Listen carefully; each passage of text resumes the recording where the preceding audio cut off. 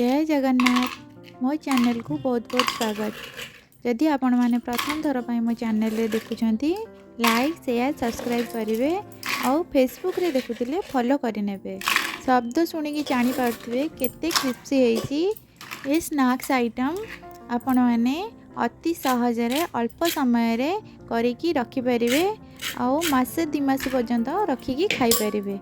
यही snacks item आपण मैंने संध्या टाइम रे चा सहित एंजॉय करि परिबे। पिला माने तो आउ कुरकुरी चिप्स खाइबा को भी कहबेनी, आकु खाइले बजारू किनिबा को भी कहबेनी। आपण माने निहाती ट्राई करंतु केते क्रिस्पी हेची और मासे पर्यंत रखिकी खाई परिबे। बहुत सहज उपाय रे ये पांपुड़ी हेची, आपण माने निहाती घरे ट्राई करंतु और रेसिपी जदि भल लागुची कमेंट रे निहाती भल हेची बोली जणांतु। चलंतु देखिबा एबे रेसिपी। मु एठी 2 कप पानी गोटे पैन रे बसई देची गरम हवा पाई कि पानी भल भाबे गरम हे गला परे मु गोटे चामच लंका गुंड दउची, गोटे चामच लूण देली आउ गोटे चामच घी देली। पानी टिके जस्ट फुटी आसुथबो सेति बेले मोठी 2 कप चाउल गुंड देली, अरुआ चाउल गुंड 2 कप नेबा। 2 कप पानी रे 2 कप चाउल गुंड देले ही ये रेसिपी ठीक हबो। अधिक पानी आपण माने देबेनी कि कम पानी देबेनी। जस्ट एमती झुरा झुरा भलिया है कि रहिबो, अधिक एमती कादुआ टाइप रो हबनी, एमती झुरा झुरा है कि रहिबो। ताको गोटे प्लेट को काढी दे कि भल भाबे ताको एमती चकड़ी दबा। जस्ट टिके हाथ रे पानी हाथ है कि चकड़ी देले भल भाबे ये डो भलिया हे जिवो।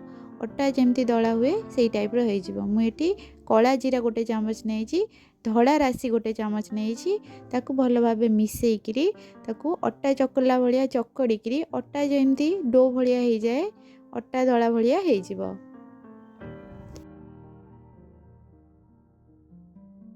देखंतु एबे अटा दला भलिया सॉफ्ट डो भलिया हे गलानी। एमती ही परफेक्ट भाबे रहिले भल हबो पांपड़ी। मु एमती छोट छोट गुला भलिया करिकी रखी दउची। करिकी रखी सारला परे तापरे ताकू एमती हाथे रे जस्ट प्रेस करिकी पांपुड़ी रो शेप दे दउची। आपण माने आगुरु गुला करिकी रखिकी एमती पांपुड़ी रो शेप हाथे रे दे पारिबे। नहेले बेलना काटीपेड़ी रे छोट छोट गुला रखिकी बेलना काटीपेड़ी साहाय्य रे करि पारिबे पांपुड़ी।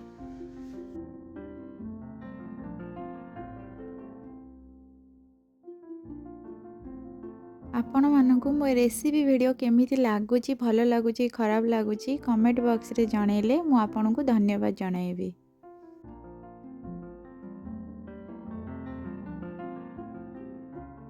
मु एबे किछि पांपड़ी करि सारलेनी। एतरो छोट बड़ हेकि रहिछि। मो झियो भी आसिकी मो संगे रेटी पांपड़ी करि देइथिला।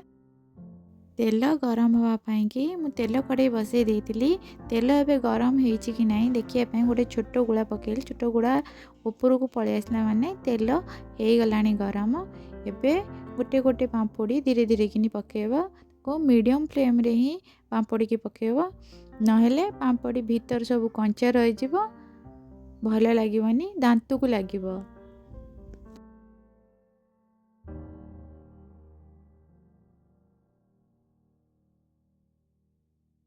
एका सहित मु एते गुराक पकई देइथिली, सेति पई कि जस्ट टिके टिके एमती लागी गला भलिया हे गला। सेति पई ताकू उल्टेई दउची। उल्टेई देले ना लागिवनी, आउ गोटे गोटे संगे रे लागिवनी। सेति पई कि ताकू अलगा करिया पई कि ताकू उल्टेई अल्टेई दउची। एका संगे रे आपण माने पकेबेनी। मु एमती एका संगे रे से पकई देइथिली 4-6 टा एका संगे रे, सेति पई कि एमती लागी जाउची। एबे शीत दिन चलीची।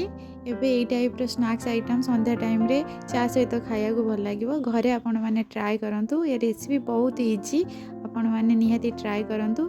जदि रेसिपी भल लाଗୁची निहाती गोटे कमेंट और सब्सक्राइब करिवे। और ये वीडियो देखिथिबारु आपण मानकु बहुत बहुत थैंक यू। आउ गोटे वीडियो रे आपण मान सहित देखा हेबो।